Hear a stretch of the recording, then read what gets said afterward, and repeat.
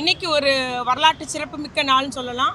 நம்முடைய முதலமைச்சர் அவர்கள் இன்னைக்கு நம்முடைய சென்னை மாநகரில் பெண்கள் மற்றும் குழந்தைகளுக்காக பிரத்யேகமாக இயக்கப்பட உள்ள பிங்க் ஆட்டோ தொடங்கி வச்சிருக்கிறாங்க. அதுபோல் தொழிலாளர் நலத்துறையின் மூலம் ஒரு 100 ஆட்டோ பெண்கள் இயக்கக்கூடிய ஆட்டோ தொடங்கப்பட உள்ளது.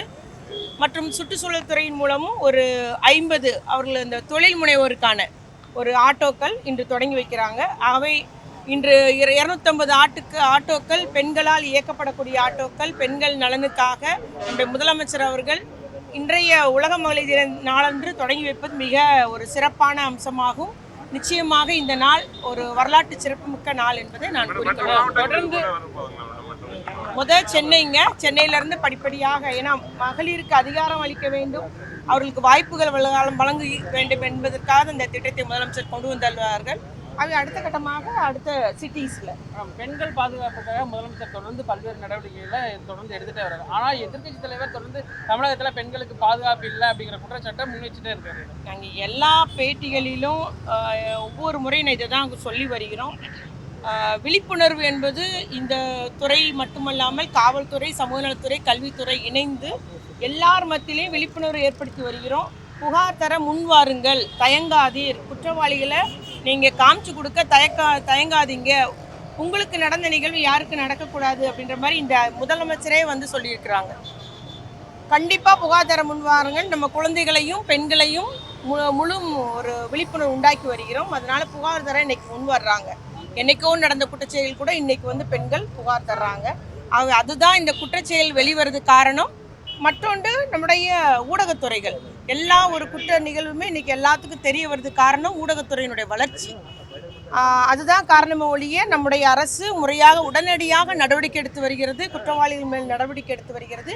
தொடர்ச்சியாக நம்ம முதலமைச்சர் அவர்கள் காவல்துறைக்கு அதற்கு சிறப்பு கவனம் எடுத்து மாதந்தோறும் அது ஆய்வு கூட்டத்திலும் ஆய்வு செய்யப்படுகிறது. எந்த அளவுக்கு புகார்கள், எப்படி குற்றப்பத்திரிகை எந்த நிலையில் இருக்குது என்பதை வேகப்படுத்தி குற்றவாளிகளுக்கு தண்டனை வாங்கி தருவதிலும் நம்முடைய அரசு, முதலமைச்சருடைய அரசு வேகமாக எடுத்து வருகிறது என்பதை கூறிக்கொள்கிறேன்.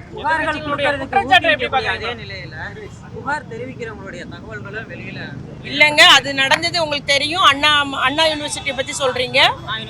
மற்றபடி எங்கேயுமே தகவல்கள் வெளியே தெரிவிக்கப்படுவதில்லை. புகார் கொடுப்பவருடைய தகவல்கள் எங்கேயுமே வெளியே தெரிவிக்கப்படுவதில்லை. அதில் அரசு உறுதி செஞ்சு வருகிறதுங்க.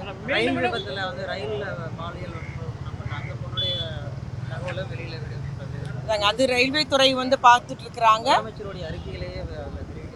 அதாங்க அது ரயில்வே துறை பார்த்துட்டு இருக்கிறாங்க. அவங்களும் பாதுகாப்பு நடவடிக்கை பெண்களுக்காக எடுத்து வருகிறார்கள்.